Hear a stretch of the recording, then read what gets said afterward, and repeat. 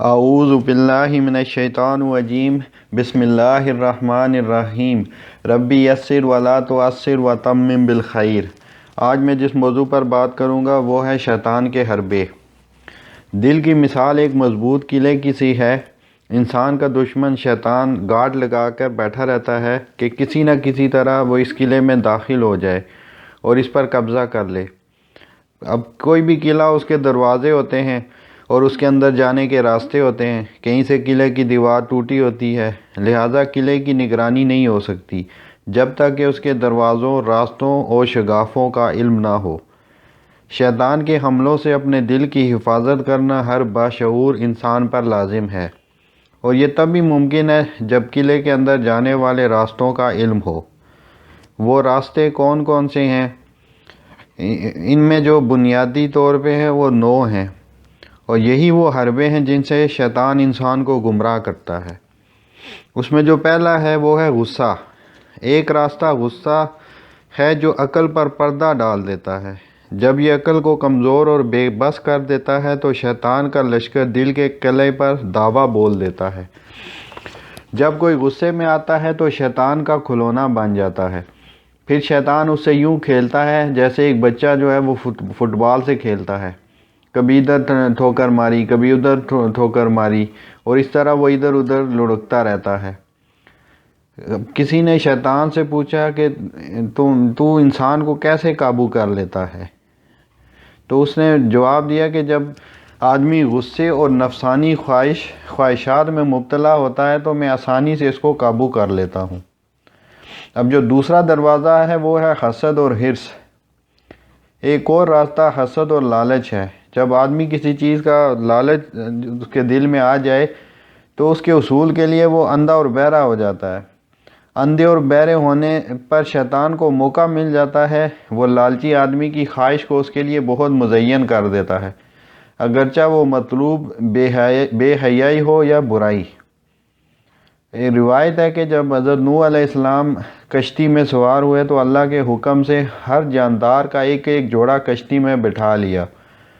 پھر کشتی میں انہوں نے ایک بوڑھے کو دیکھا اور لیکن اسے پہچان نہیں سکے کہ یہ کون ہے۔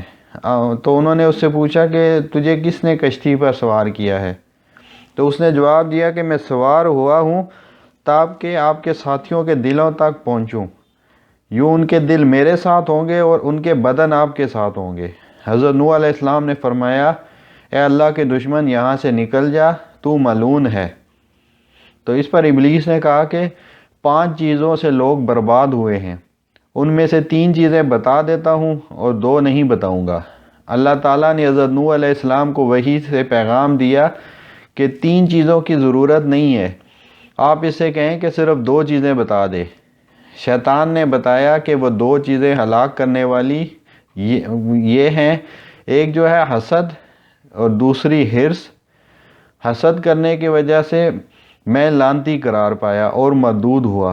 آدم علیہ السلام کو جنت ساری حلال کر دی گئی سوائے ایک درخت کے، لیکن اسی ایک درخت کی حرص میں آ کر ان سے لغزش ہوئی اور جنت سے نکالے گئے۔ اور جو تیسرا راستہ ہے شکم پری۔ کھانا اگرچہ حلال اور پاکیزہ ہو پھر بھی پیٹ بھر کر کھانا شہوتوں کو ابھارتا ہے۔ یہ شیطان کے ہتھیاروں میں سے ایک ہتھیار ہے۔ ایک روایت ہے کہ ابلیس ایک بار حضرت یحییٰ علیہ السلام سے ملا۔ ابلیس نے اپنے اوپر طرح طرح کے کانٹے لاد رکھے تھے۔ حضرت یحییٰ علیہ السلام نے پوچھا، یہ کیا اٹھائے پھر رہے ہو؟ کہا، یہ نفسانی خواہشات کی کنڈیاں ہیں، ان کے ذریعے سے میں انسانوں کو پھنساتا ہوں۔ حضرت یحییٰ علیہ السلام نے پوچھا، کیا میرے لیے بھی کوئی چیز رکھتے ہو؟ تو اس پر اس نے کہا کہ جب بھی آپ بھی پیٹ بھر کر کھائیں گے میں آپ کو نماز اور یاد الہی سے سست اور غافل کر دوں گا۔ حضرت یحییٰ علیہ السلام نے پوچھا، مزید کیا ہے؟ تو اس پر اس نے کہا کہ بس یہی ہے۔ اس پر حضرت یحییٰ علیہ السلام نے فرمایا، خدا کی قسم میں کبھی بھی پیٹ بھر کر کھانا نہ کھاؤں گا۔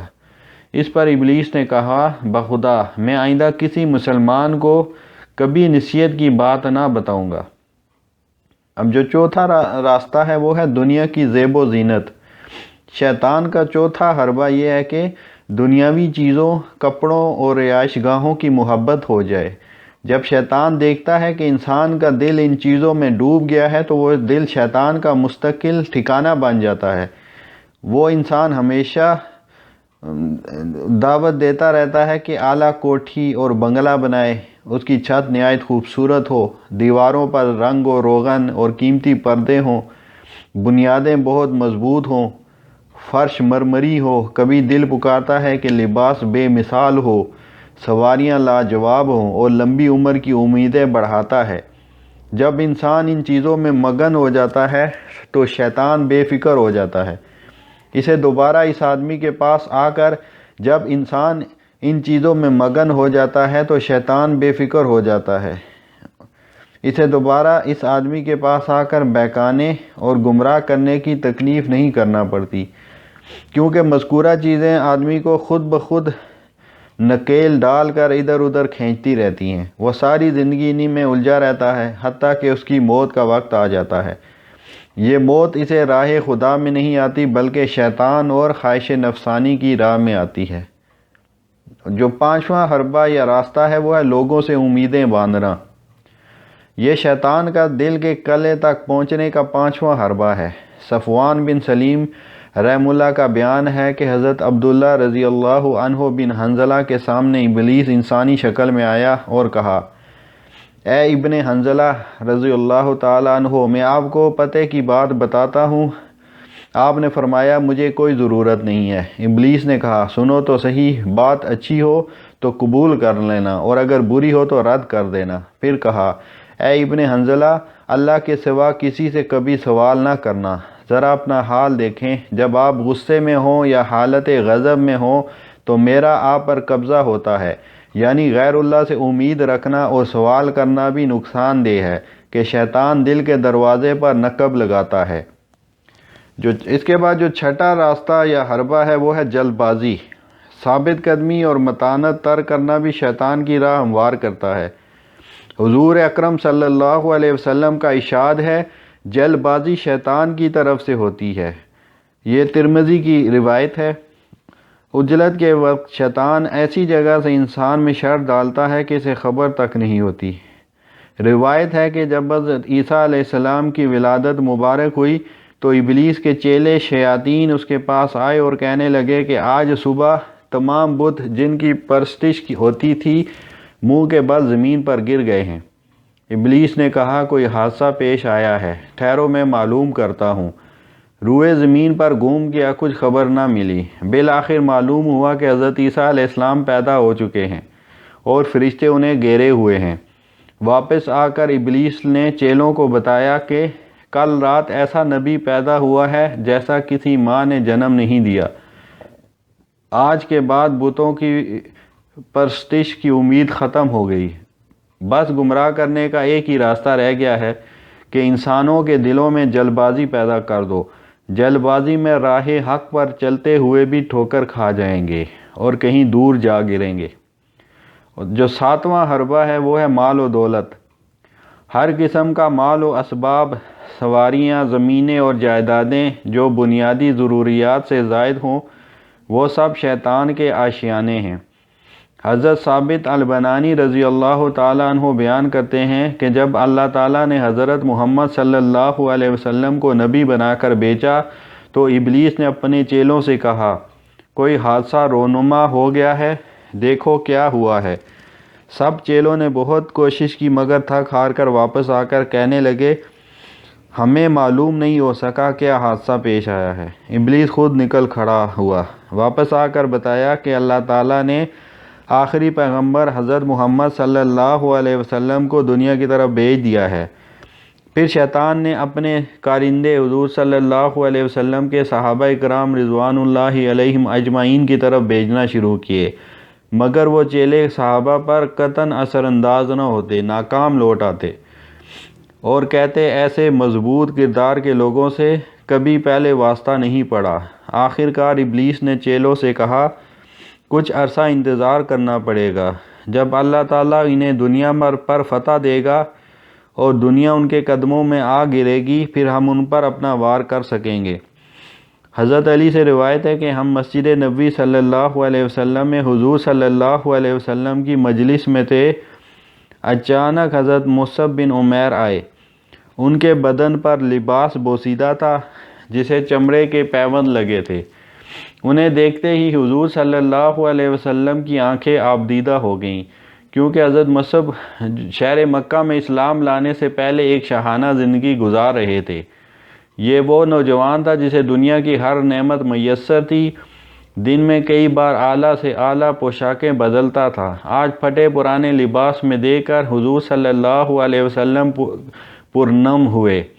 پھر آپ صلی اللہ علیہ وسلم نے فرمایا، کل تمہارا کیا حال ہوگا جب تمہیں صبح و شام نفیس لباس میسر آئیں گے، طرح طرح کے کھانے تمہارے دسترخوان پر سجائے جائیں گے، تم اپنے گھروں میں دیواروں پر یوں پردے لٹکاؤ گے جیسے کعبہ شریف کا غلاف پہنایا جاتا ہے۔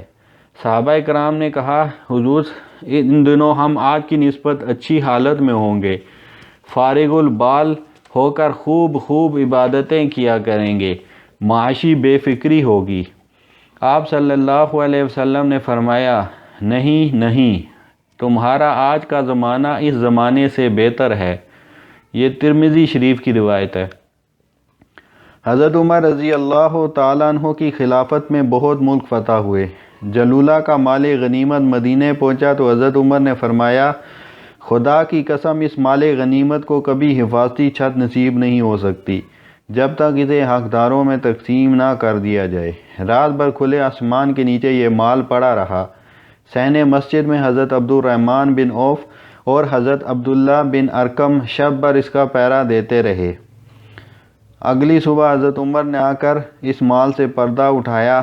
مال کیا تھا؟ یاقوت و جواہرات، زمرد اور نہایت قیمتی موتی ایک ڈھیر لگا ہوا تھا۔ روئے زمین کے شہنشاہوں اور شہزادیوں کے زیورات کا۔ حضرت عمر دیکھ کر رونے لگے۔ حضرت عبد الرحمن پوچھتے ہیں، اے امیر المومنین، باخدا یہ تو شکر کرنے کا موقع ہے۔ حضرت عمر نے فرمایا، مجھے یوں ہی رونا نہیں آیا، بلکہ میں جانتا ہوں جب اللہ تعالیٰ کسی قوم کو دنیاوی خزانوں سے مالا مال کر دیتا ہے تو اس قوم میں باہمی حسد و بغض پیدا ہو جاتا ہے۔ اس کی وجہ سے آپس میں ہی خانہ جنگی شروع ہو جاتی ہے۔ ان خزانوں سے نفاق بڑھتا ہے اور قومیں بالآخر برباد ہو جاتی ہیں۔ آٹھواں جو راستہ ہے وہ ہے بخل اور کنگال ہونے کا خدشہ۔ کنجوسی بھی شیطان کے چور دروازوں میں سے ایک ہے جو دل کے قلعے کو برباد کر دیتی ہے۔ بخل آدمی کو خدا کی راہ میں خرچ کرنے سے روکتا ہے۔ یہ جذبہ کہتا ہے کہ دین حق کی سربلندی میں خرچ کرنا اور حقوق العباد کی خاطر جیب سے رقم نکالنا گھاٹے کا سودا ہے، غریب و مفلس ہو جاؤ گے۔ بلکہ بخل آدمی کو ہمیشہ یہی دعوت دیتا ہے کہ جہاں تک ممکن ہو ذخیرے کر لو، خزانے بھر لو، اگرچہ اس جرم میں المناک عذاب کیوں نہ سہنا پڑے۔ بخیل کا دل منڈیوں اور بازاروں میں اٹک کر رہ جاتا ہے، اسے انہی مقامات میں سکون ملتا ہے۔ وہ خانہ خدا سے بیزار رہتا ہے، مسجد میں ذکر الہی میں اس کا دل نہیں لگتا۔ حالانکہ حضور صلی اللہ علیہ وسلم نے فرمایا، خدا کے پسندیدہ علاقے صرف مسجدیں ہیں اور خدا کو ناپسند ترین علاقے منڈیاں اور بازار ہیں۔ یہ مسلم شریف کی حدیث ہے۔ دراصل یہ شیطان کے ٹھکانے ہیں جہاں جھوٹ، بددیانتی، فریب سب چلتا ہے۔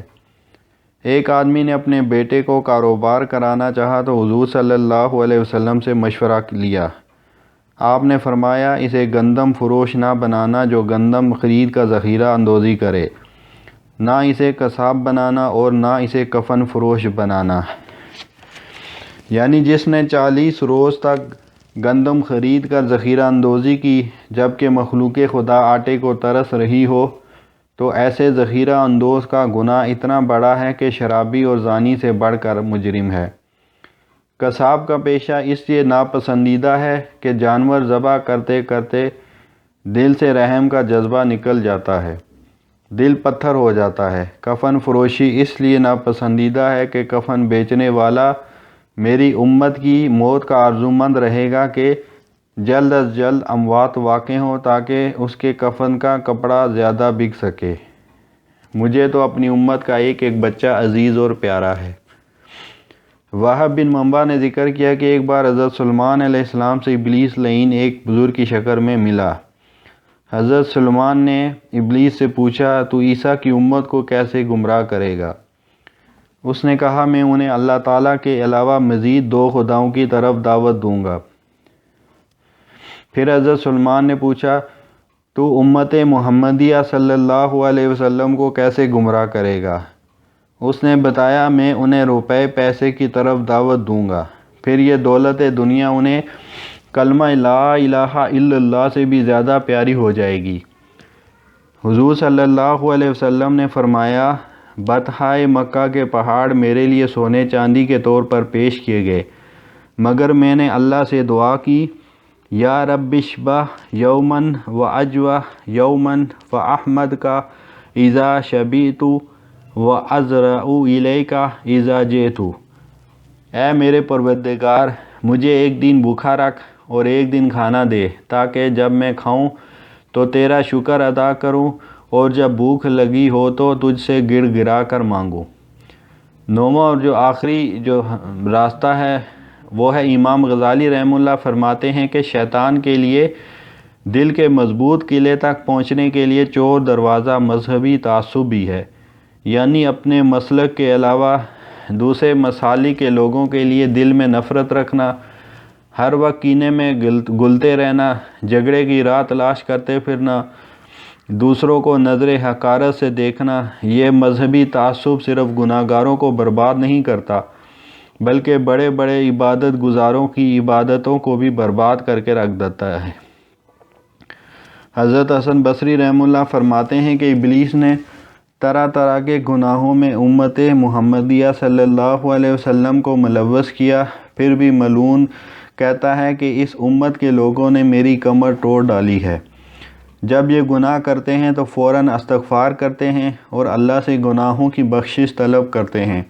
بالآخر شیطان نے مذہبی ہوائے نفس پیدا کر دی، مذہب کے نام پر گناہ ایجاد کر ڈالا۔ جس چیز کو آدمی مذہب سمجھ بیٹھے گا اس سے توبہ کیسے کرے گا، بلکہ الٹا اسے ثواب تصور کر کے انہماک اور دھڑلے سے کرے گا۔ اس لیے اس گناہ پر اسے نہ ندامت ہوگی نہ توبہ کرے گا، بلکہ بے فکری سے اس دلدل میں دھنستا چلا جائے گا۔ ایک نہ ایک دن وہ مذہبی منافرت دنیا میں اہل اسلام کو خانہ جنگی کے جہنم میں جھونک دے گی، اور دنیا و آخرت کا خسارہ اس کا ثمرہ ہوگا۔ علامہ اقبال کا شعر ہے شجر ہے فرقہ آرائی تعصب ہے ثمر اس کا، یہ وہ پھل ہے کہ جنت سے نکلواتا ہے آدم کو، وما علینا الا البلاغ۔